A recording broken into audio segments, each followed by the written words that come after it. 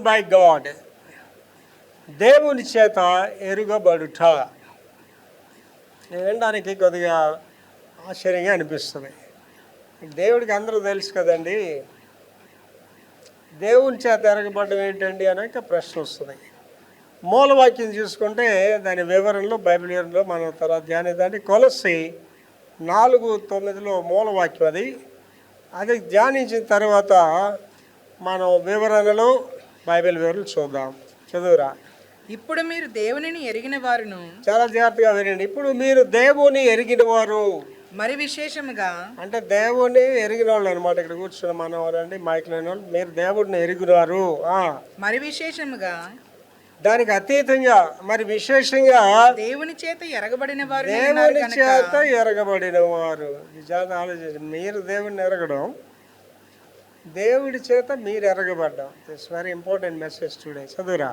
బలహీనమైనవియు నిష్ప్రయోజనమైనవియునైనా మూల పాఠముల తట్టు మరలా తిరగనేలా. మరలా ఎలా తిరుగుతారు మీరు? మునిపటి వలె మరలా వాటికి దాసులై ఉండగోరనేలా. ఇక్కడ ఏంటంటేనండి, ఇవాళ మెసేజ్ చాలా ఇంపార్టెంట్ మెసేజ్. మనం దేవుని ఎరగడం, దేవుని చేతలో ఎరగబడ్డం. ఇప్పుడు మీరు కూర్చోవాలి. అందరికీ మీకు అర్థమయ్యే రీతిలో చెప్పాలంటే, మీకు చీఫ్ మినిస్టర్ గారు ఎవరు అంటే మీ అందరికీ తెలుసు. చీఫ్ మినిస్టర్ ఎవరు? చీఫ్ మినిస్టర్ గారి దగ్గరికి వెళ్ళి మీరు ఎవరంటే వాడికి తెలుస్తుందా? మీరు ఎవరో తెలియదు వాడికి. అలాగే ప్రైమ్ మినిస్టర్ గారు ఎవరంటే అందరికీ తెలుసు. ప్రైమ్ మినిస్టర్కి మీరు తెలుసా? అమెరికా ప్రెసిడెంట్ ఎవరంటే అందరూ చెప్పిస్తారు, పలానా ఆయన అని చెప్పిస్తారు. ఆయనకి మీరు తెలుసా? పాస్టర్ గారు ఇదంతా మనుషులు కదా, వాళ్ళకి మనకు తెలియవచ్చు, దేవుడికి మనం ఎరగబడ్డం ఏంటంటే దేవుడికి అందరూ తెలుసు కదా అని అంటారు. ఇక్కడ విషయం ఏంటంటే సబ్జెక్ట్ అది కాదు. ఇక్కడ దేవుని చేత ఎరగబడడం అంటే ఎలాగ నువ్వు ఎరగబడ్డావు దేవుని చేత, that is an important thing.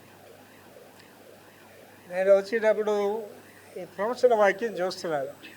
ఇర్మియా ద్వారా చెప్తున్నాడు అనమాట. ఇర్మియాకి చెప్తున్నాడు దేవుడు, వాళ్ళు నా ధర్మశాస్త్రం అనుసరించలేదు, నేను చెప్పినవి ఏవి వాళ్ళు అనుసరించట్లేదు అని చెప్తాడు. అంటే వాళ్ళు ఎలా ఎరగబడ్డారు? దేవుడి మాట వినడం వారికి ఎరగబడ్డారు.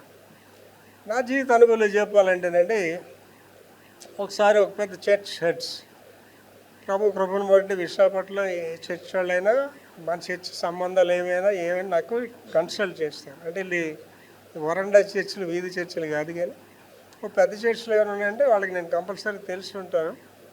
ఏదైనా నాతో సంప్రదిస్తారు, అడుగుతారు అనమాట, పలానా వాళ్ళ గురించి అని అడుగుతారు. ఓ పెళ్ళి గురించి అనమాట. చర్చ్ హెడ్ ఆయన నాకు ఫోన్ చేశాడు, అయ్యగారు పలానా వాళ్ళు మీ చర్చ్ అని చెప్పారు అని. ఎవరు సార్ అంటే పలానా పేరు చెప్పారు.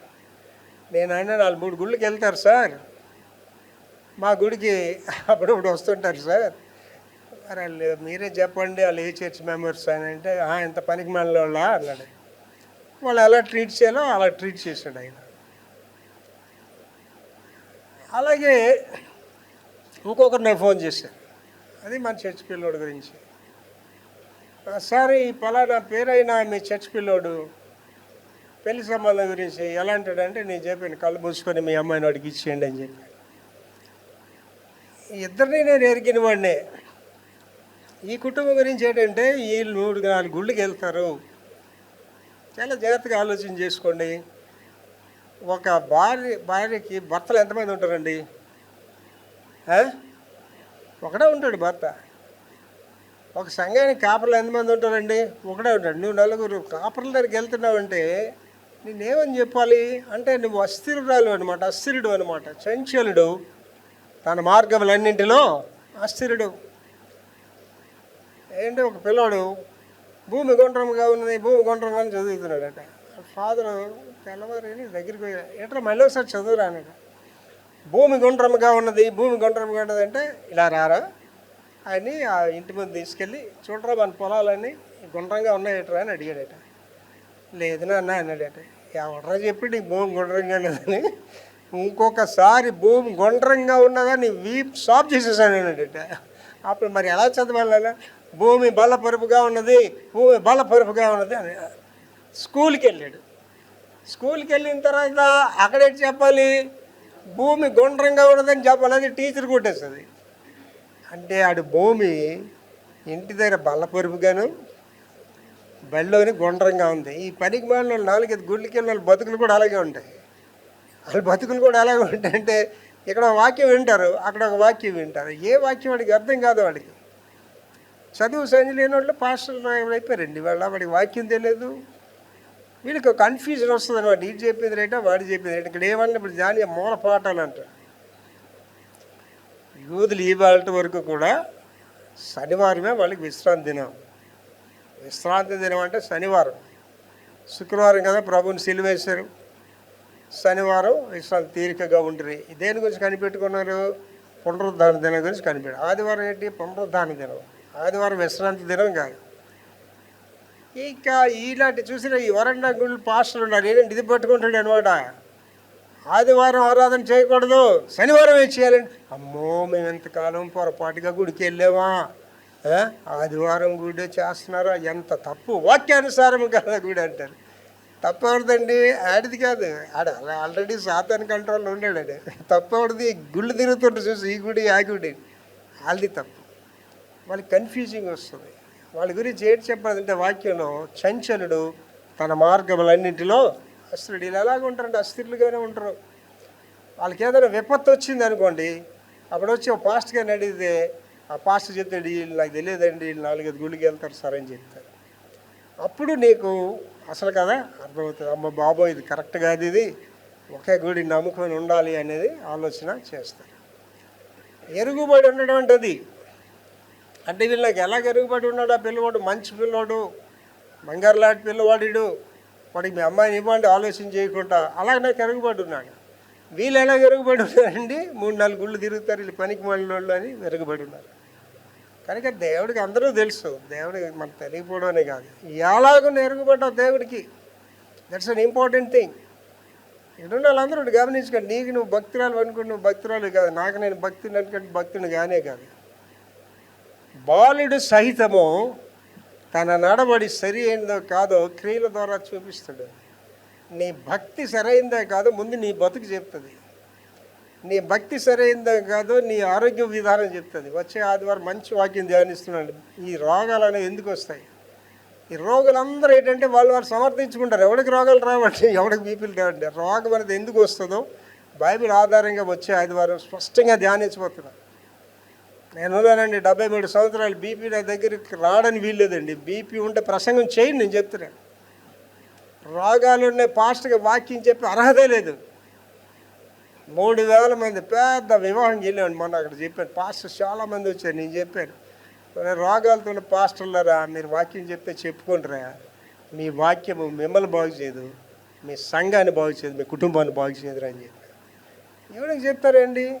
అంటే కొంతమంది చూడండి, వాళ్ళకి బైబిల్ ఏంటంటే మందుల డబ్బా, వాళ్ళ దేవుడు ఎవడంటే డాక్టర్. డాక్టర్ చెప్పింది వింటారు, పాస్టర్ చెప్పింది వింటారు, దేవుడు చెప్పింది వింటారు. ఆ దేవుడు మహాకృపను బట్టి ఒక కాలు ఇరిగిందండి అని, ఒక కాలు ఇరగమని చెప్పాడు దేవుడు. నేను దేవుడు మహాకృపను బట్టి నేను హాస్పిటల్కి వెళ్ళానండి. వెళ్ళగానే డాక్టర్ గారు ఏంటమ్మా నువ్వు ఒక అలాగున్నది అని అడిగారు.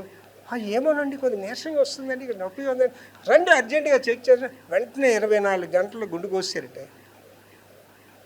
ఏం సాక్షి చెప్తుంది గుడికి వచ్చి? దేవుడు మహాకృపను బట్టి నేను అక్కడికి వెళ్ళాను, దేవుడు మహాకృపను బట్టి డాక్టర్ గారు కనుక్కున్నారు, దేవుడు మహాకృపను గుండు కోసారు. అంటే వీళ్ళు చేసే వెధవ పనులకు కూడా దేవుడు దేవుడు అనే చెప్పాడు. కొంతమంది సాక్ష్యాలు వింటే ఆడి దేవుని మయంపరుస్తున్నాడా? నాకు ఆ డాక్టర్ తెలుసు, ఈ డాక్టర్ తెలుసు, ఆ టెక్నీషియన్ తెలుసు. మరి వాళ్ళు తెలిసి యేసుప్రభు ఎందుకు రా నీకు అక్కడికే పో.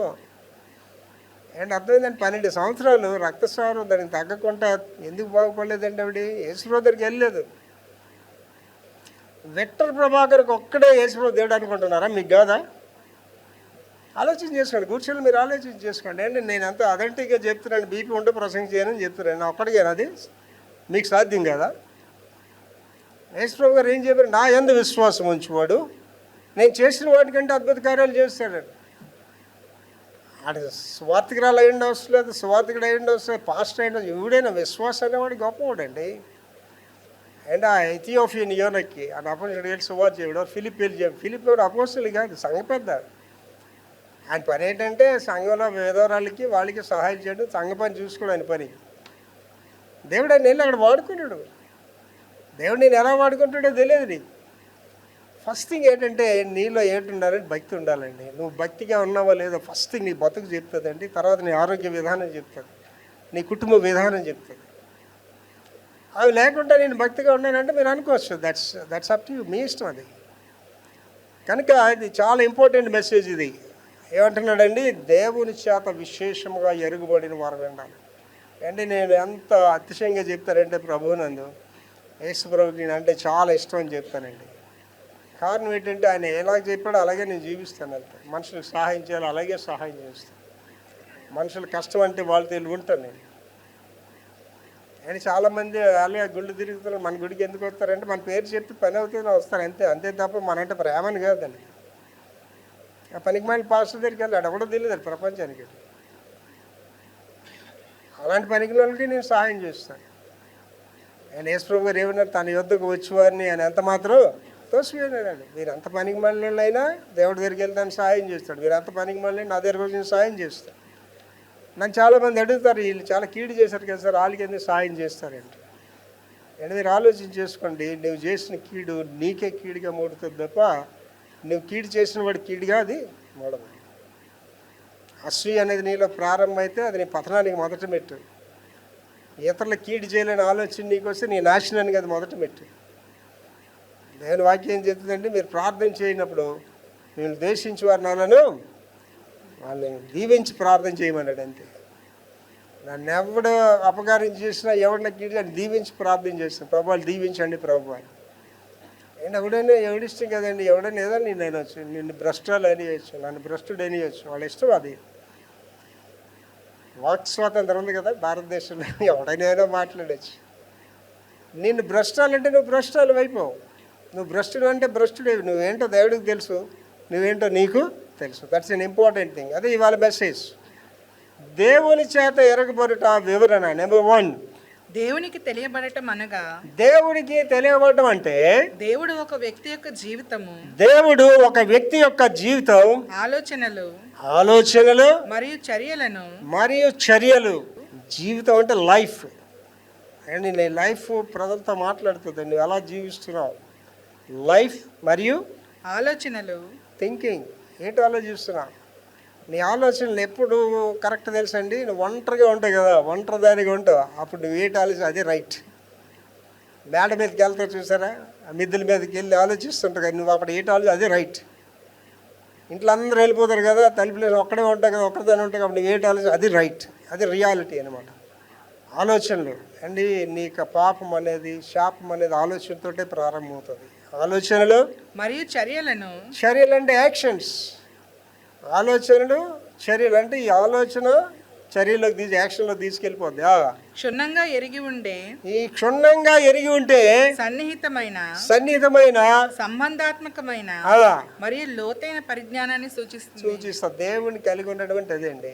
అంటే దేవుని కలిగిన వాళ్ళని మీరు ఆలోచించండి, ఒక మాట కూడా మాట్లాడడానికి ఆలోచిస్తారు. దేవుని కలిగిన వాళ్ళు అబద్ధం చెప్పడానికి ఆలోచిస్తారు. దేవుని కలిగిన వాళ్ళు తప్పులు చూపులు చూడడానికి ఆలోచిస్తారు. దేవుని కలిగిన వాళ్ళు తప్పుడు మార్గాల్లోకి వెళ్ళడానికి ఆలోచిస్తారు. అంటే ఒకరోజు నేను శ్రీకాకుళం చాలా సంవత్సరాల క్రితం, రిక్షాలు ఉంటాయి కదా ఇలా కూర్చొనేది, చాలా ఇష్టం నాకు ఆ రిక్షాలు. వైజాగ్లో లేవు. ఎక్కడికైనా పల్లెటూరు వెళ్ళిన ఒక రిక్షాలు అయితే కారు పక్కన వేసి అని పిలుస్తాడు, అరే వస్తావంటే ఎక్కడికి వెళ్ళాలి తెలియదురా, నువ్వు ఎంతవరకు తీసి మళ్ళీ కారు తిరిగి తెచ్చిరా అంటాను. అడిగి ఎంతో కొంత ఇస్తారు, 200 ఇస్తారు, ఒకసారి 500 కూడా ఇచ్చేస్తుంటే అడిగి సరదా పడుతుంది. ఇంకా గూడు రిక్షాలు కూడా ఉంటాయి, గూడుబోటు రిక్షాలు ఉంటాయి. అవి గోదావరి జిల్లాలోకి వెళ్తే దొరుకుతాయి, చాలా ఫాస్ట్గా వెళ్తుంటాయి. ఏంటి అమ్మగారు నేను నడిపూరు పెళ్ళికి వెళ్ళాం అనమాట. ఆ గూడు రిక్షాలు ఎక్కడికి వెళ్ళిపోద్దో తెలియదు, చీకటి. అలాగే శ్రీకాకుళంలో ఇద్దరు రిక్షాలు కూర్చున్నానండి, రిక్షా అలా ముందుకు వెళ్తుంది. అలా నేను వెనక చూస్తే అప్పుడు పొగబళ్ళు ఉండే కదా, బొగ్గింజన్లు ఉండే కదా, రైలు వెనకాతల పొగ వస్తుంది అన్నమాట. నేను అనుకున్నా ఈ రిక్షా పొగబండి కాదు కదా, ఈ రిక్షాకి ఏంటి పొగ వస్తుందని చూస్తే నా పక్కన ఉన్నాడు సిగరెట్ దంచేస్తున్నాడు. అండ్ ఒకసారి చూశాడు రిక్షా. నేను సార్ ఆపండి సార్ అన్నాడు. ఏమండి అయ్యారు ఆపాను, దిగిపోయి నాకు కూర్చున్నాను. సార్ నేను నడుచుకొచ్చేసి వెళ్ళవచ్చు, మీరు రండి. ఏంటి సార్ అన్నాడు. నాకు ఈ సిగరెట్లు కూర్చునే పక్క నేను కూర్చోను సార్ అని చెప్పి. ఓ అలాగైతే ఆపేస్తాను సరే నేను ఆపేస్తాను. ఏంటి ఇది కరెక్టా రైట్ ఆలోచించండి. కీర్తనలు 1వ అధ్యాయం మొదటి వచనం ఎవరైనా ఎప్పుడైనా చదివారా? దుష్టులు ఆలోచన చెప్పుని నడువుక, పాపుల మార్గం నిలవక, అపహాసకులు కూర్చోండి చోట కూర్చోండిగా. ఏంటి మా బంధువుల్లో కూడా కొంతమంది పనికిమాలిన స్త్రీలు ఉంటే పాస్టమ్గా నాతో వెళ్తే ఒప్పుకోండి, నేను వెళ్ళకూడదని చెప్తే నాతో నువ్వు నడదు రోడ్ల మీద అని చెప్పి. మీరు ఆలోచించండి, ఆ పనికిమాలిన స్త్రీతో మీరు నడండి రోడ్డు మీద. అంటే ఒక చెడ్డ పేరు ఉన్న ఒక ఆడ మనిషి మీరు రోడ్డు మీద వెళ్ళి మేము లేట్ అంటారు వాళ్ళు. ఇది అలాంటిది అని అంటారు. తాగుబోతాడుతో మన ఫ్రెండ్షిప్ ఏంటండి? అండి నా స్నేహితులు అయితే మేయర్గా చేశారు, కమిషనర్స్గా చేశారు, ఎవడో అన్నితో వస్తుంది నేను వెళ్ళండి. ఇవాళ చాలామంది అన్ని స్నేహితులు వదులుకోరండి, వాళ్ళు గొప్ప చెప్తుంటారు. ఏంటి ఒక మంచి మెసేజ్ తయారు చేసి దేమ అనువాడు లోకమని స్నేహించి దేవుడు దూరంగా వెళ్ళిపోయాడని. ఈ అన్ని స్నేహితుల వాళ్ళు ఏంటండి? మీరు అన్ని స్నేహితుల గురించి ఆలోచించండి. మీకు ఇక్కడ ఎవరికైనా అన్యులు ఫ్రెండ్స్ ఉన్నారండి, ఆలోచించండి. ఏం మాట్లాడతారని? సీరియల్ చూసావా? ఏ సినిమాకి వెళ్ళావు ఏంటి? ఇవే మాట్లాడతారు. దేవుడి గురించి ఏం మాట్లాడరు కదా. నువ్వు అన్యులతో ఉంటే ప్రార్థన చేసుకున్నావా, దేవుడు ఏమైనా ఆశ్చర్యకార్యం ఏ మాట్లాడరు. లోకానుసారమైన పనికి మళ్ళీ విషయాలు మాట్లాడరు. ఇక్కడ ఆడపిల్లలు ఉన్నారనుకోండి, అన్యులు సేవలు చేస్తే ఏమేమి అంత కఠినమా, నీ కాసే చూస్తున్నాడు ఏమని వస్తుంది ఏం చెడ్డ నేర్పిస్తుంటుంది నీకు. దుష్ట సాంగత్యము మంచి నడవడి వాడు చేసేస్తుంది. అండ్ ఇంగ్లీష్లో మన సేయింగ్ ఉన్నది ఏంటంటే, show me your friend I tell what you are అంటాడు. నీ స్నేహితుడు చూపించి నువ్వేంటో చెప్తాడు. నాకు బ్యాడ్ ఫ్రెండ్స్ అనేవి, ఆ ఫ్రెండ్స్ లేరు నాకు. ఫస్ట్ థింగ్, బ్యాడ్ ఫ్రెండ్ అనేవి ప్లేస్ లేదు నా దగ్గర. మీరు ఇంకా అనుకుంటారండి ఫ్రెండ్స్ కాదు, మా బంధువుల ఇంటికి కూడా, మా అబ్బాయిని కూడా వెళ్ళలేను, అమ్మగారిని కూడా వెళ్ళలేను నేను. పనికి మళ్ళీ బంధువుల ఇల్లు కూడా నేను వెళ్ళాను. అంటే వాళ్ళకి మన తీర్పలేం కాదు, వాళ్ళు ఇష్టమైన వాళ్ళు జీవిస్తారండి. ఎవడు ఇష్టపడిందండి, మీ ఇష్టమైన మీరు జీవించవచ్చు, కానీ నేను దూరంగా ఉంటాను వాళ్ళకి అంతే. కారణం ఏంటంటేనండి, మీకు అర్థమయ్యే స్టైల్లో చెప్తాను. ఒక అయస్కాంత మొక్క దగ్గర ఒక మేకను పెట్టండి కొంతసేపు. ఒక రోజు అయిన తర్వాత, ఒక 10 గంటలు అయిన తర్వాత ఆ మేకను తీసేది అదే అయస్కాంతంలో పనిచేస్తుంటుంది. దానికి ఏంటొచ్చేందండి, అయస్కాంత బుద్ధులు దానికి వచ్చేస్తాయి. మీకంతే, దుష్టులతో ఉంటే దుష్ట బుద్ధులు ఆటోమేటిక్గా వచ్చేస్తాయి. అందుకేమన్నాడంటే దేవుడు, దుష్టులు ఆలోచింపు నడవక, పాపుల మార్గం నిలవక, అపహాసాలు కూర్చుంటాడండి. నేను బాగా ఉండడానికి కారణం ఇదే అంటే, బాబుకి బ్యాడ్ ఫ్రెండ్స్ అనే వాళ్ళే లేరు. మా రెయిన్బో సేమ్ నా డిటో అనమాట, జెరాక్స్గా మా మనవడు. ఆడు ఎవరిని దగ్గర రాని ఆడి మాట వాడే. నా మనవరాలు ఏంటంటే మా చెల్లిలాగా అందరు కావాలంటుంది, నెట్వర్క్ చేస్తుంటుంది. నువ్వు కాపాడుకోవాలంటే నీ స్నేహితులు జాగ్రత్తగా చూసుకో, నిన్ను కాపాడుకోవాలంటే నీ బంధువుల దగ్గర జాగ్రత్తగా ఉండు. అండ్ మా బంధువులు వెళ్ళి దగ్గర నియరెస్ట్ బంధువులు వెళ్ళి ఫంక్షన్స్ కూడా నేను వెళ్ళండి, వాళ్ళ ఇంట్లో భోజనాలు కూడా చేయండి. నేను చాలా నియరెస్ట్ వాళ్ళు ఎదురైతే మళ్ళీ బాగానే పలకరిస్తారు.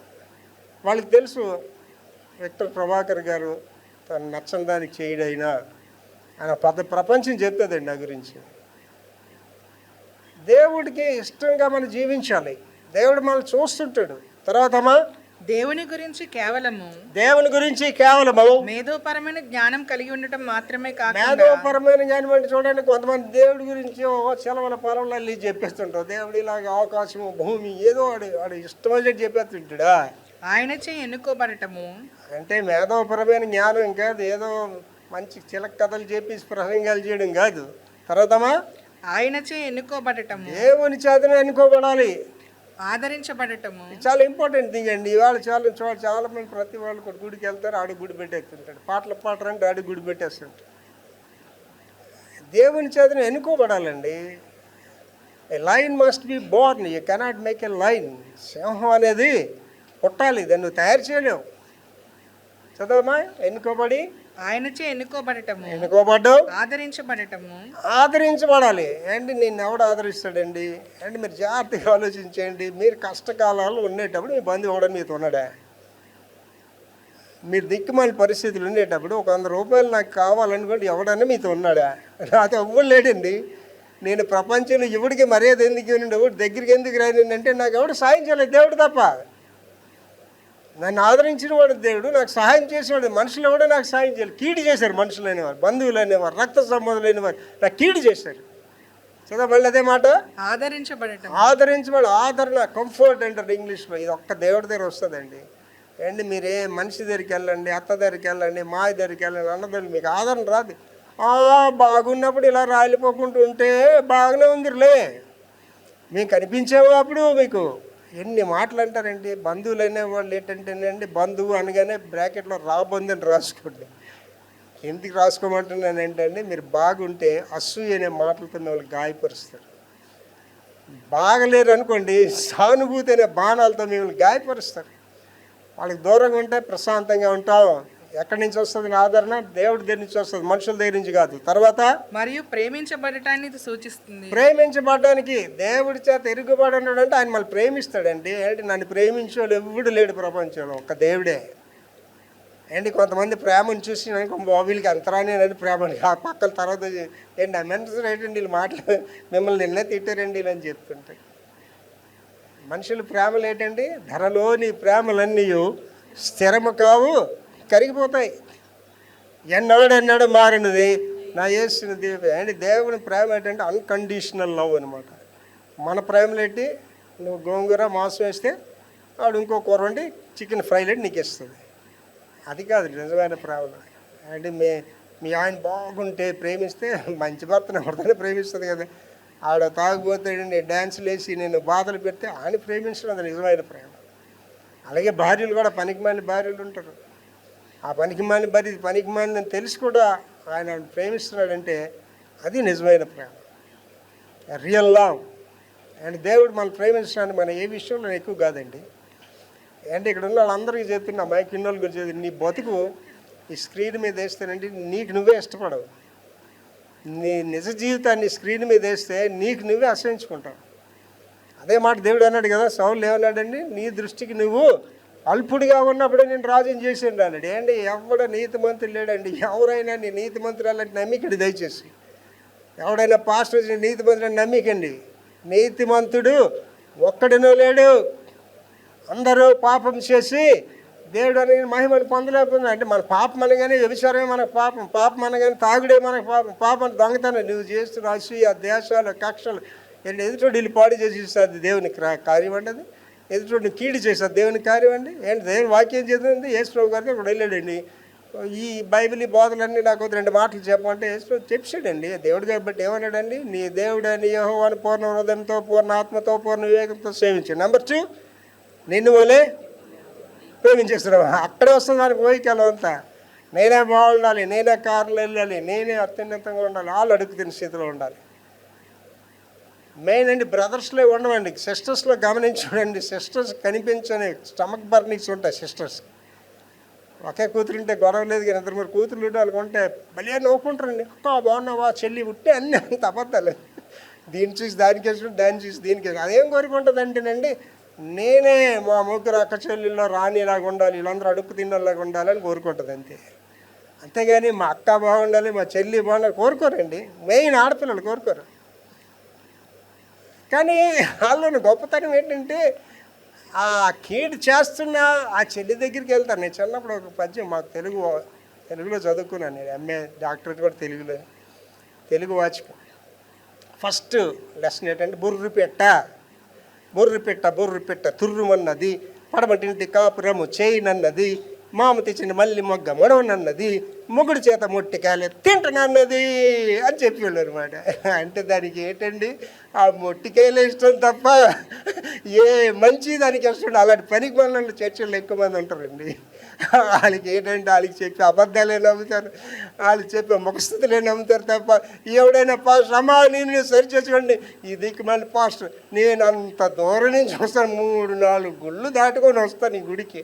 ఈడు వచ్చిన తర్వాత సంతోషకరమైన మాటలు చెప్పడు, నిష్టానుసారంగా మాట్లాడతాడు అనుకుంటే వీళ్ళకి ఏంటి కావాలండి, వాళ్ళకి అనుకూలమైన బోధకులు కావాలి.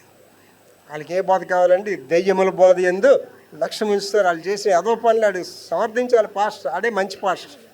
తర్వాత ఒక వ్యక్తి ఎప్పుడు కూర్చుంటాడో, ఎప్పుడు కూర్చుంటాడు, లేస్తాడో, ఎప్పుడు లేస్తాడో, వారి ఆలోచనలు మరియు వారి క్రియలు జరగక ముందే వాటితో సహా వారి జీవితంలోని ప్రతి అంశము దేవునికి తెలుసు. అంటే దేవుడికి మన నడక పడక అన్నీ తెలుసండి. నువ్వు లేకడం దగ్గర నుంచి అన్ని దేవుడికి తెలుసండి. నేను 10 అవగానే టెన్షన్గా పడుకుని పోతానండి. సీఎం పిఎం అని ఎవడ ఫోన్ చేసిన ఎత్తనండి. 4 అవగానే టెన్షన్గా లేచి 4 తర్వాత నీ టైం కదా దేవుడి టైం. అది 4 లెగలేదంటే నువ్వు దేవుడి టైం దొంగలిస్తాను అనమాట. 3 గంటల నుంచి 6 గంటల వరకు దైవ గడియలు అంటారు, అమృత గడియలు అంటారు. ఆ సమయంలో ఏంటంటే దేవుని ఆత్మ భూలోక సంచారం చేస్తుంటుందటండి. ఎవరైనా నాతో మాట్లాడడానికి ఇష్టపడుతున్నారా, ఎవరైనా మోకరించున్నారా, దేవుడు చూస్తుంటాడట. ఆ సమయంలో నువ్వు చేసే ప్రార్థన అండి దేవుని సన్నిధికి ఒక ఇంపైన హోమంలోకి వెళ్ళిపోతుందటండి. చదవది. ఒక వ్యక్తి ఎప్పుడు కూర్చుంటాడు, నీ నడక పడక ఇవన్నీ దేవుడు గమనిస్తాడండి. మనం అనుకుంటాం ఇవన్నీ గమనిస్తాడని. అంటే నా వరకు అయితే నేను ఒకేసారి 4-5 పనులు చేస్తాను. మీతో మాట్లాడుతుంటాను, అలాగ ఆలోచిస్తాను. ప్రసంగం చేస్తాను, మీ అందరికీ చూస్తాను. ప్రసంగం చేస్తాను, ఇది ఎలాగ వెళ్తుంటుందో ప్రజల దగ్గరికి ఆలోచన చేస్తాను. మీ నడతలు, మీ పడకని సమస్యను దేవుడు గమనిస్తాడండి. అది దేవుని చేత ఎరుగుబడి ఉండడం. తర్వాత దేవునిచే ఎరగబడడం అనేది ఆయన కృప, ఆయన కృప మరియు చొరవ ఫలితమే. చొరవ ఫలితమే. దీని ద్వారా ఆయన వ్యక్తులను పిలిచి రక్షిస్తాడు. మళ్ళీ చదవండి. దేవునిచే ఎరగబడటం అనేది, దేవుడి చేత ఎరగబడడం అంటే ఏమిటంటే ఆయన కృప, కనికరము, భిక్ష, ఆయన కృప మరియు చొరవ ఫలితమే. ఆయన చొరవ అండి. మనం ఎప్పుడు మంచోళ్ళం కాదండి, దేవుడు మంచోడు. అంటే ఒక పాట ఉంటుంది ఆంధ్రప్రదేశ్, అది పాడుతూ ఏడుస్తూ పాడుకుంటానండి. నా వంటి పాపికి నీ వంటి పుణ్యునితో కేవలం ఏమీ లేక అంటే ఆ పాట పాడుతుంటేనే నాకు ఏడుపు వస్తుంది. అంటే నేను ఒక పాపిని పనికి మాలోని ప్రభువా, నువ్వు పుణ్యాత్ముడివి, ఏమీ లేకుండా వట్టికే నువ్వు ప్రేమిస్తున్నావు. అంటే దేవుడు మనం ప్రేమించాల్సిన అవసరం ఏంటండి? ఎవడైనా డబ్బు ఉండండి ప్రేమిస్తాడండి? అంటే దేవుడు అంటే ఏంటంటే సృష్టికర్త అండి. మీరు ఆయన శక్తిని తెలియక అటు ఇటు తిరుగుతున్నారు కానీ లోకంలో. దేవుడి దగ్గరికి వెళ్ళండి, ఆశీర్వాదాలు ఏంటి. ఒక పెద్ద భక్తుడు అంటాడండి, దేవుడు అటండి ఆశీర్వాదాలు అనే బస్తా పెట్టుకుని కూర్చున్నాడట, ఎవడికి వస్తాడికి ఇద్దామని. అందరూ వాళ్ళ సంస్థల డైరెక్టర్ దగ్గరికి, అత్తగారి దగ్గరికి, మామీ గారి దగ్గరికి, నాన్న దగ్గరికి, ఎవడిస్తాడు ఆ దగ్గరికి వెళ్ళి దేవుడి దగ్గరికి వెళ్ళట్లేదట. అప్పుడు దేవుడు చెప్పాడట, నేను ఆశీర్వాదాలు ఇస్తామని వాళ్ళు తీసుకోవడానికి రెడీగా లేరు అండి. నేను ఎవరి దగ్గరికి వెళ్ళండి, అత్త మామలు కానీ తల్లిదండ్రులు, మా నాన్నగారి దగ్గర నేను 100 రూపాయలు అడిగి తీసుకోలేదండి. All the time I'll go to the God. అన్ని సమయాల్లో దేవుడి దగ్గరికి వెళ్తానండి. దేవుడు దేవుడు దేవుడు నా సఫలతకి కారణం అదే. నా దగ్గర విఫలత అనేది ఉండదండి, సఫలత. దానికి కారణం ఏంటంటే నేను దేవుడే నమ్ముకున్నాను.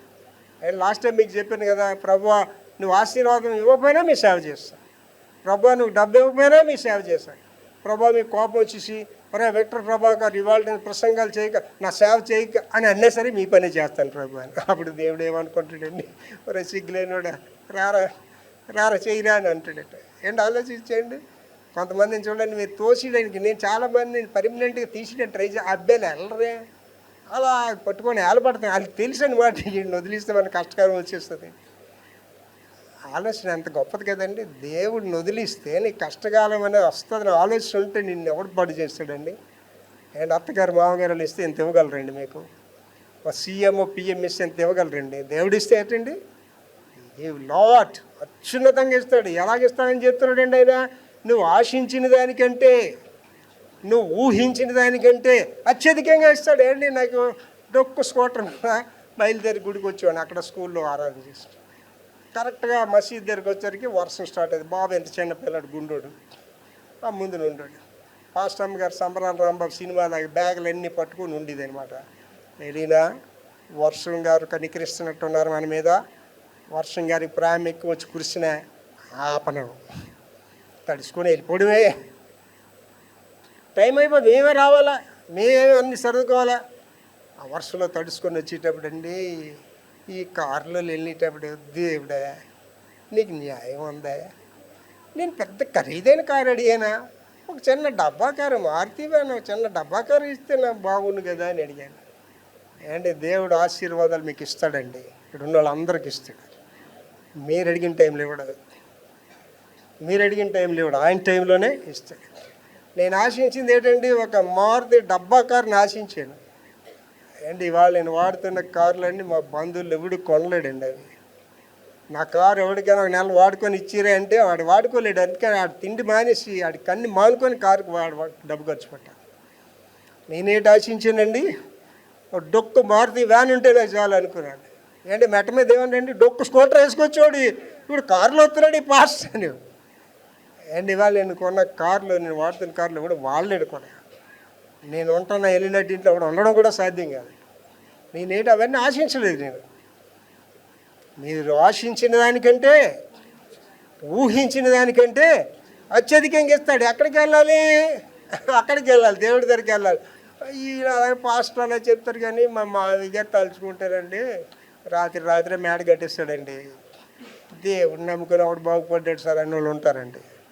యెహోవా ఉత్తముడని రుచి చూసి తెలుసుకోవాలి. ఆ రుచి లేనివాడికి మీరు ఎంత చెప్పినా అర్థం కాదు. తర్వాత యేసు తనను తాను తన గొర్రెలను ఎరిగిన మంచి కాపరిగా వర్ణించుకున్నాడు. ఇది గాఢమైన వ్యక్తిగత సంబంధాన్ని మరియు శ్రద్ధను సూచిస్తుంది. ఏంటి గొర్రెలతో పోల్చాడండి. ఏంటి 100 గొర్రెల్లో గొర్రె తప్పిపోయింది. డిస్ట్రిబ్యూట్ గొర్రె కదా తప్పిపోద్ది.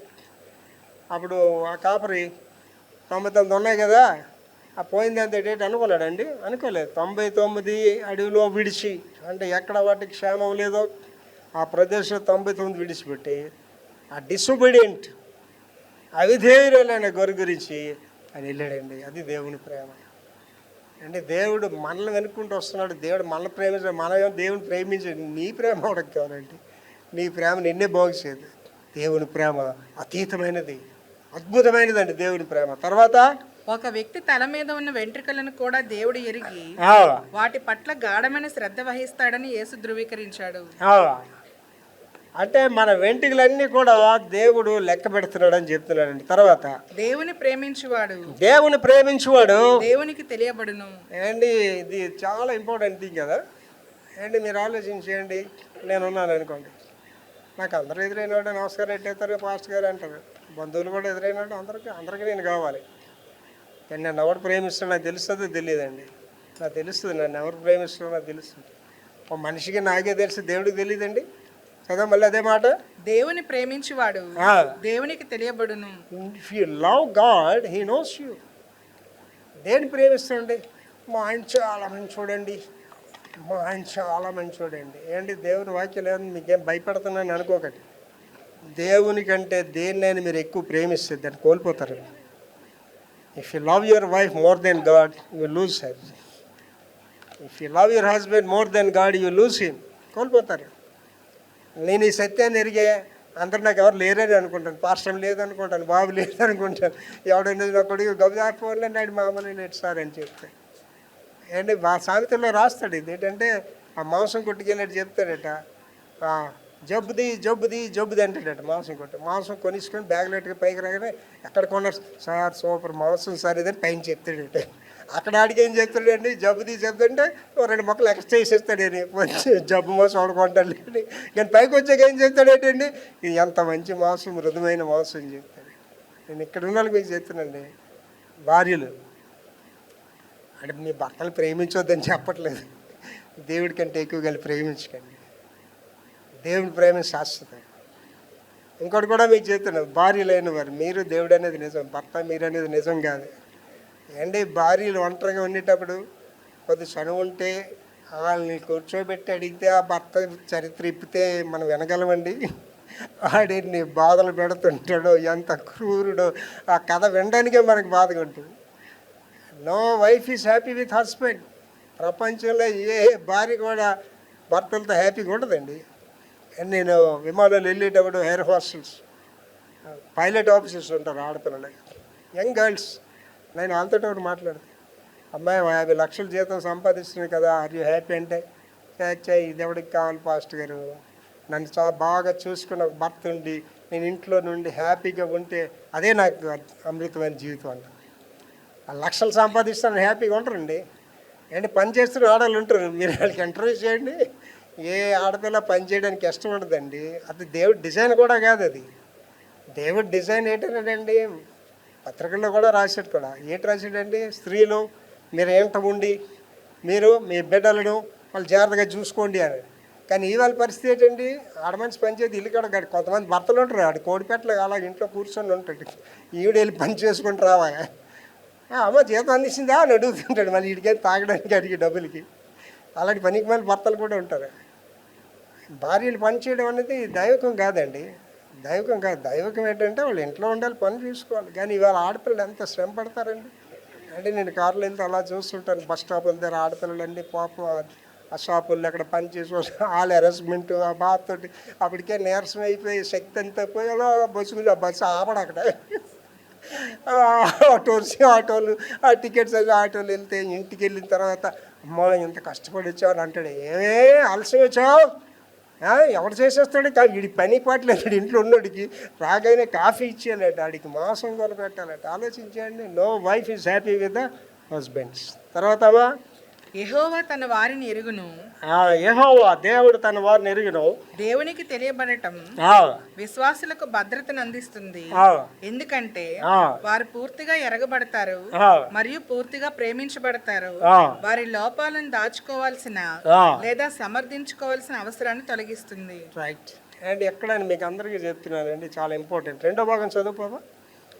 ఎందుకంటే వారు పూర్తిగా ఎరగబడతారు, జాగ్రత్తగా ఎరగబడతారు మరియు పూర్తిగా ప్రేమించబడతారు. వారి లోపాలను జాగ్రత్తగా వినండి. వారి లోపాలు దాచుకోవాల్సిన లేదా సమర్థించుకోవాల్సిన అవసరాన్ని తొలగిస్తుంది. అండ్ మీరు ఆలోచన, ఎప్పుడైతే నీ లోపాలు దాచుకున్నావో నేను సమర్థించుకొని నాశనం అయిపోతాను. పాపం అనేది ఏంటంటే ఒక అగ్గిలాడదండి, అగ్గినొప్పులాడదండి. ఈ పాపాన్ని నువ్వు ట్రంక్ పెట్టిలో పెట్టేసి తాళం వేసేసావు అనుకోండి, చేస్తుంది అది. బట్టలన్నీ కాల్చి పైకి వస్తుంది. పాపము పరిపక్వమైన మరణానికి అంటదండి. Do not support yourself. And English ఏంటంటే సెల్ఫ్ జస్టిఫికేషన్స్. చాలామందికి వాళ్ళు తప్పుగా ఉండవండి. నేను ఎరిగిన ఉన్నారు చాలామంది. రోగాలు, అమ్మకి గుండు కోసారు, కూతురికి గుండు కోసారు, మూదరిని కోసివలసింది కానీ దానికి కృపను బట్టి గుండు కోయలేదండి. వాళ్ళతో నేను మాట్లాడేటప్పుడు అండి వాళ్ళకి లేశమాత్రమైన పాప భీతి ఉండదండి.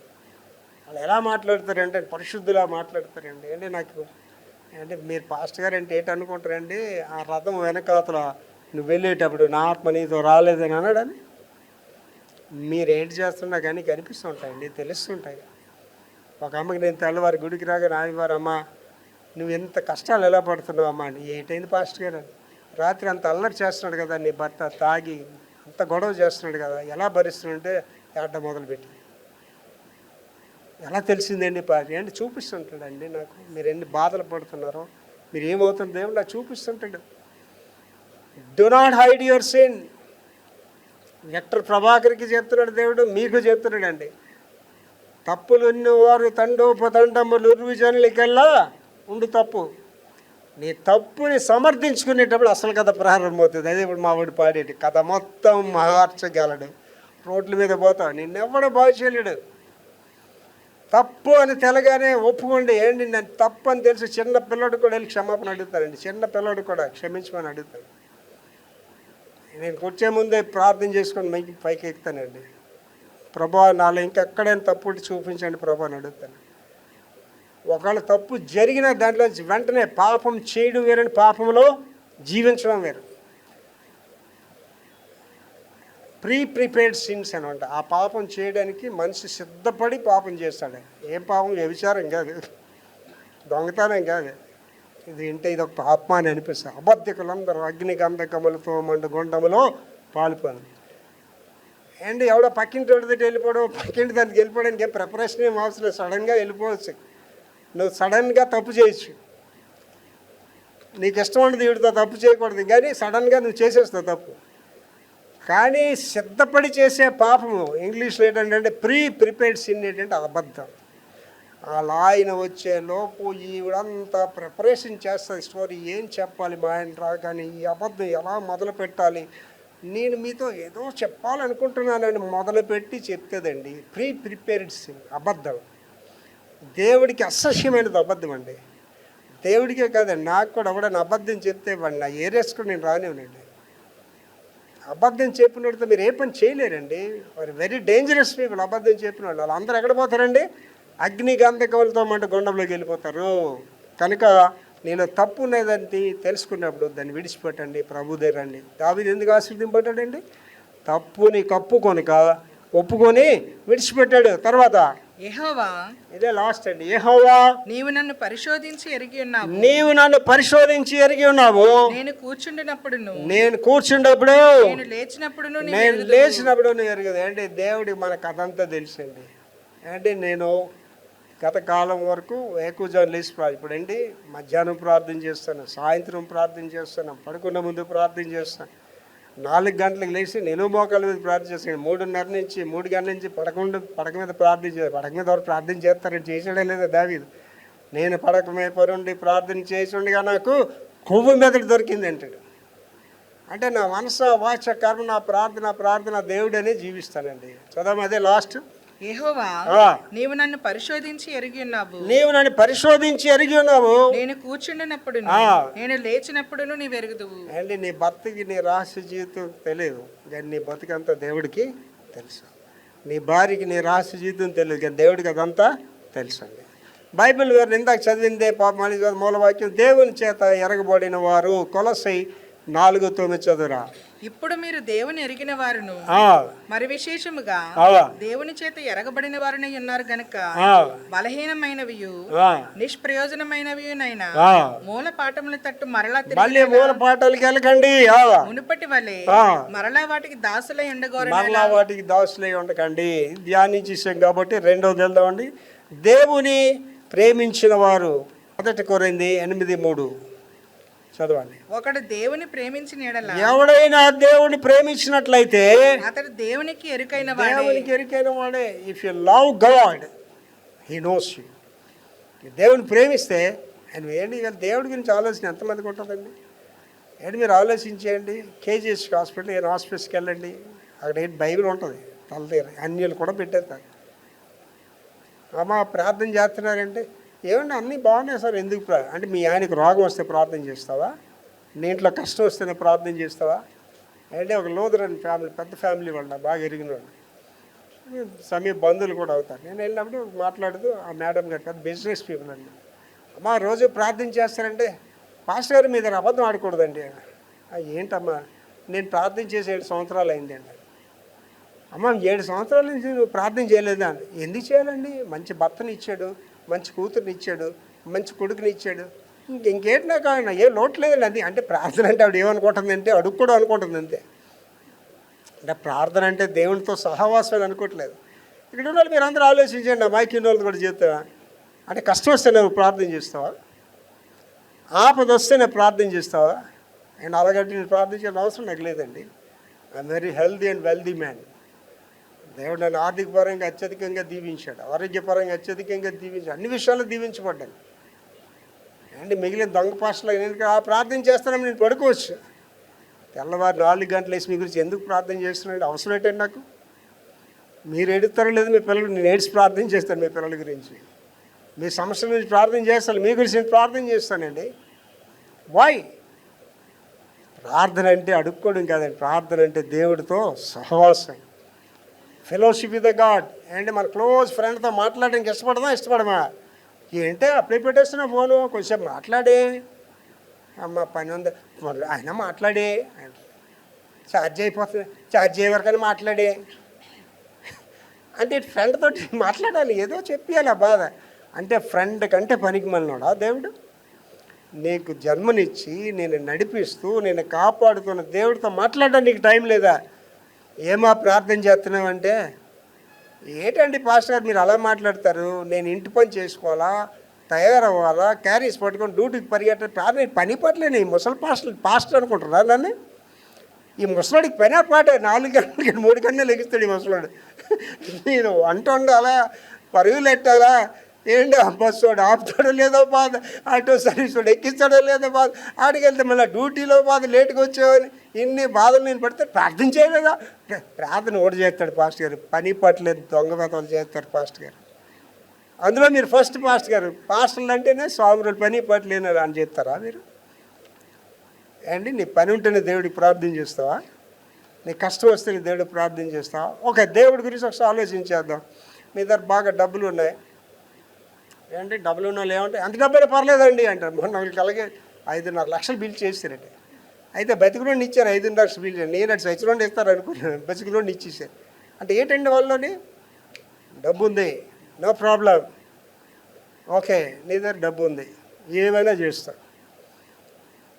ఒక భయంకరమైన పేషెంట్ ఒకడు ఉన్నాడండి, అప్పటికే 15 లక్షలు ఖర్చు పెట్టావు, ఇంకా ఉంది కాబట్టి అది వడ్డీ వ్యాపారాలు వచ్చినవో ఉపరంగా వచ్చినవో ఎక్కడ అన్యాయంగా వచ్చిన డబ్బులు ఉన్నాయి కాబట్టి ఖర్చు పెట్టావు. ఓకే 20 లక్షలు ఖర్చు పెట్టావు, 25 లక్షలు ఖర్చు పెట్టావు. ఆ డాక్టర్కి కూడా అంతరాత్మ ఉంటుంది కదా, దీని దగ్గర ఆల్రెడీ 25 లక్షలు కొట్టేశాను, అది న్యాయం కాదనుకొని అప్పుడు పిలిచి, అమ్మగారండి మీకు ఒక విషయం చెప్పాలండి. ఏంటండి అయ్యగారు? మా ప్రయత్నాలు మేము చేసామండి, ఇప్పుడు ఆల్రెడీ 25 లక్షలు మీరు ఖర్చు పెట్టారు. నేను ఇప్పుడు చెప్పే మాట ఏంటంటే, మీ దేవుడిని మీరు ప్రార్థన చేసుకోండి. ఇప్పుడు ఏది రైట్ అండి? దేవుడి రైటా, వీడు 25 లక్షలు కొట్టేయడం రైటా? ఏది రైట్ ఆలోచించండి. గాడ్ ఈజ్ ద రైట్ అండి. మీరే డాక్టర్ దగ్గరికి వెళ్ళండి, ఆ లాస్ట్లో ఏం చెప్తాడండి?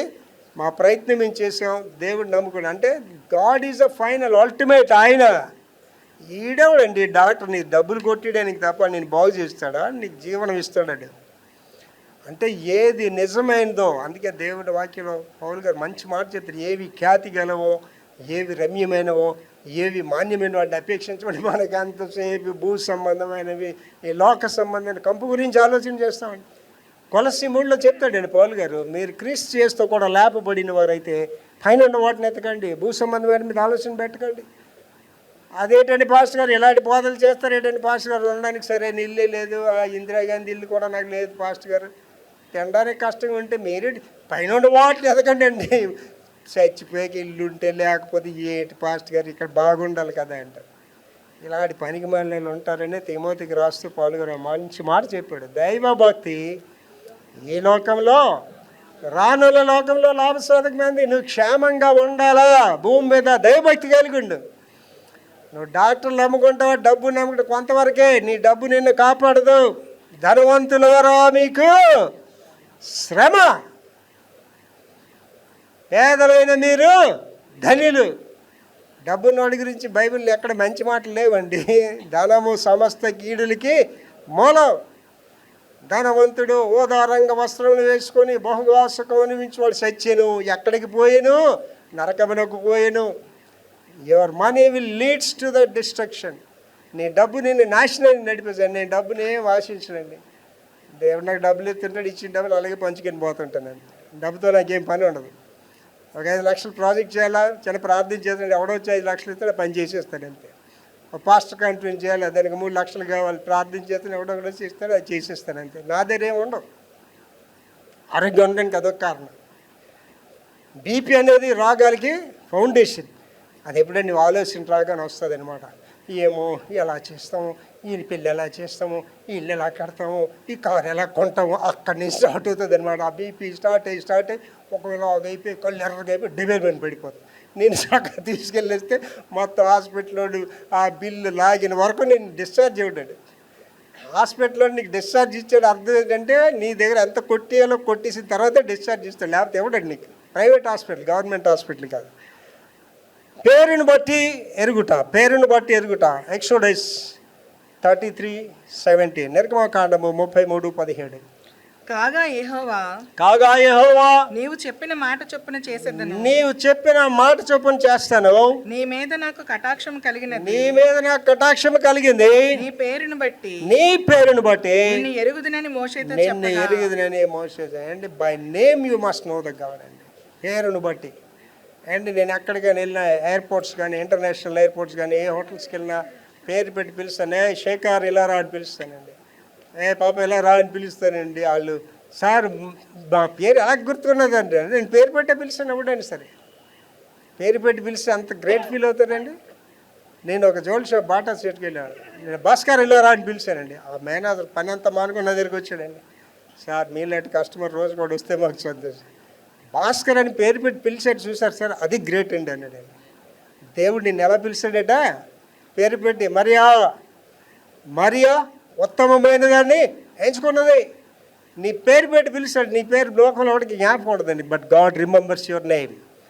తర్వాత అండి, దేవుని నామమును ఎరిగిన జనులు, దేవుని నామాన్ని ఎరిగిన జనులు. మొదటి రాజులు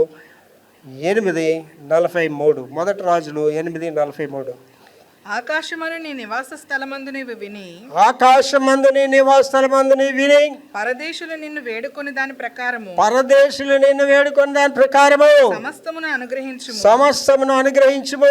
అప్పుడు లోకములోని జనులందరూ అప్పుడు లోకంలోని జనులందరూ నీ నామమును ఎరిగి, నీ నామాన్ని ఎరిగి ఇశ్రాయేలీయులకు నీ జనుల వలనే, నీ జనుల వలనే భయభక్తులు కలిగి, నీ యందు భయభక్తులు కలిగి నేను కట్టించిన ఈ నేను కట్టించిన ఈ మందిరము నీ పేరు పెట్టబడినదని తెలుసుకుందరు. ఇవాళ ఆలోచించేయండి, ఇశ్రాయేల్ దేశం ఎంతమంది ఇశ్రాయేల్ దేశం ప్రార్థన చేస్తున్నారు? నేను రోజు చేస్తాను వాళ్ళ గురించి. యెరూషలేమును ప్రేమించేవారు వర్ధిల్లుతారు. You are bound to pray. ఇశ్రాయేల్ దేశం ప్రార్థన చేయాలి మనం. ఆ దేశం వెళ్ళేటండి ప్రపంచానికి ఒక కేంద్రంగా దేవుడు ఇశ్రాయేలీని, చిన్న దేశం, 1 కోటి మంది కూడా కాదు, ప్రపంచానికి వాళ్ళు ఛాలెంజ్గా జీవిస్తారు. లాస్ట్ అండి, దేవుని జనులు. ఇర్మియా 31:34. నేను వారికి దేవుడినైందును, నేను వారికి దేవుడినైందును, వారు నాకు జనులగుదురు, వారు నాకు జనులగుదురు. వారు మరి ఎన్నడను యెహోవాను గూర్చి బోధనందుదమని తమ పొరుగు వారికి గాని తమ సహోదరులకు గాని ఉపదేశము చేయరు. అంటే ఆలోచించండి ఈ మాట. నేను మొదటే చెప్పాను, ఈ 4-5 గుళ్ళు తిరిగిన వాళ్ళకి ఈ మాట వర్తిస్తుందండి. చదవది. వారు మరి ఎన్నడను యెహోవాను గూర్చి బోధనందుదమని తమ పొరుగు వారికి గాని తమ సహోదరులకు గాని ఉపదేశం చేయరు. అంటే మేము చక్కని గుళ్ళు ఉన్నాం, అక్కడ బాగా ఎదుగుతున్నాం అని అంటారు తప్ప ఇంకా వాళ్ళు అక్కడికి వెళ్తాం ఎక్కడికి వెళ్తాం అని అనరట. నేను వారి దోషములు క్షమించి, నేను వారి దోషాలు క్షమిస్తాను, వారి పాపములను ఇక ఎన్నడను జ్ఞాపకం చేసుకొనను గనుక. నీ పాపాలు ఎప్పుడు జ్ఞాపకం చేసుకొని గనుక అల్పులేమి ఘనులేమి నన్ను ఎరుగుదురు. అందరూ దేవుని ఎరుగుతారండి. కారణం ఏంటంటే 2వ భాగం చదవండి. దేవుని అందరూ ఎరగడానికి కారణం 2వ భాగం చదవా. నేను వారి దోషములు క్షమించి, మన దోషాలు క్షమించేవాడు దేవుడు అండి. ఏంటి, ఎవరైనా భార్య ఈ ప్రసంగం వినేసి అమ్మో నేను తప్పు చేశానని గుడికి ఇంటికి వెళ్ళగానే, ఏమండి నేను పాస్టర్ గారి బోధన అమ్మాయి చాలా బాగా పనిచేసిందండి, నేను నిన్న పక్కింటి ఆయనతో సినిమాకి వెళ్ళానండి, నన్ను క్షమించండి అంటే, పర్వాలేదు లేవే తప్పే ఉంది సినిమాకి వెళ్తాను అంటాడు. ఈ బోధన వదిలేసి నీ బతుకుని మార్చేస్తాడు, నీ కథనే మార్చేస్తాడు. కానీ దేవుడు ఏమంటున్నాడండి, మళ్ళీ చదవది. నేను వారి దోషములు క్షమించి, నీ దోషాలు క్షమించే దేవుడే యేసు దేవుడు అండి. నీ తప్పులు నీ భర్తకి చెప్తే క్షమించడండి, నీ తప్పులు ఎదుటికి చెప్తే క్షమించడండి. దేవుడు అంటున్నాడు, నేను క్షమిస్తాను. వారి పాపములను ఇక ఎన్నడను జ్ఞాపకం చేసుకొనను. అంతే కాదండి, నీ పాపాలు ఎప్పుడు కూడా జ్ఞాపకం చేసుకోడట. అల్పులేమి అంటే పనికి మాలినవారండి, గొప్పవారు అయినా సరే అందరూ దేవుడిని ఎరుగుతారు. కారణం ఏంటండి, ఆయన నీ పాపాలు క్షమిస్తాడు. ఇటున్న వాళ్ళందరితో దేవుడు మాట్లాడుతున్నాడండి. ఎంత స్పష్టంగా దేవుడు మాట్లాడిన తర్వాత మన అహంకార ప్రదర్శన చేస్తే నేను నీవే మోసం చేసుకుంటున్నాడు. ఎవడైనా దేవుడి దగ్గర మెడ వంచాలండి. మనిషే రాజా హిజ్కియా కుమారుడు, ఆయన జైల్లో పడేశారు, చైన్లతో కట్టేశారు, శత్రు సైన్యాలు తిరుగున్నాడండి. అప్పుడు జ్ఞాపకం వచ్చింది, మా నాన్న ఎంత భక్తుడు, ఎంత భక్తిగా ఉన్నాడు, నేను ఎంత భ్రష్టుడిని అయిపోయానని. అక్కడ రాయబడిన మాట ఏంటి తెలుసమ్మా, మనిషి జీవము గల దేవుని ఎదుట తను తాను బహుగా తగ్గించుకొని కన్నీరు కార్చి ప్రార్థించాయిగా దేవుడు అతని సంఖ్యల నుండి విడిపించాడు. నువ్వు దేవునికి సరెండర్ అయితే నీ యొక్క పాపాలు దోషాలు మనుషులకు చెప్పకండి, దేవుడికి చెప్పండి. నువ్వెందుకు ఈ కష్టాలు అనిపిస్తున్నావో, ఎందుకు ఈ జబ్బులు అనిపిస్తున్నావో, ఎందుకు ఈ శ్రమలు అనిపిస్తున్నావో దేవుడితో మాట్లాడండి. దేవుడా, నా పాపం నన్ను వేధిస్తుంది ప్రభువా, నా శాపం నన్ను వేధిస్తుంది ప్రభువా, పాపాలను క్షమించండి అంటే అంటున్నాడు. ఆయన చెప్పాడు ఆల్రెడీ, ఆయన మన పాపములు మరి ఎన్నడూ జ్ఞాపకం చేసుకొని అంటున్నాడు. ఎప్పుడైతే పాపం నీ మీద అధికారం చేయట్లేదో దేవుని ఆత్మ నీలో ఉంటుందండి, ఆయన దృష్టి నీ మీద ఉంటుంది. యెహోవా మన పక్షం నుండిగా మనకి విరోధేవుడు. ఎవడిని ఎదురుగా నిలబడలేడండి. దేవుడు నీతో ఉంటే నీకు వ్యతిరేకంగా నిరూపింపబడిన ఏ ఆయుధం కూడా వర్ధిల్లదని చెప్పేస్తున్నాడండి దేవుడు. లోపడదాం, తగ్గించుకుందాం. ప్రభువా, నా భక్తిహీనత వల్లే నా పిల్లలకి ఇలా జరుగుతుంది, నా భక్తిహీనత వల్లే నా ఆరోగ్యం క్షీణిస్తుంది, నా భక్తిహీనత వల్లే నా కుటుంబ కష్టాలు ఉంది ప్రభువా, నాకు మారు మనసు ఇవ్వండి ప్రభువా, తగ్గించుకునే మనసు దయచేయండి ప్రభువా, నా పాపాలు క్షమించండి ప్రభు అని ప్రార్థన చేసుకుంది. ఎవరి మట్టుగాళ్ళే ప్రార్థన చేసుకుంది. మహాపరిశుద్ధ యేసయ్య కృపమేడ దినాన్ని నాతో మాట్లాడారు, మా అందరితో మాట్లాడారు. మీ చేత ఎరగబడి ఉండుట మాకు ఆవశ్యకం తండ్రి. అట్టి కృప నాకు మాకందరికీ దయచేయమని యేసు పరిశుద్ధ నామములో వేడుకుంటున్నాము తండ్రి. ఆమేన్.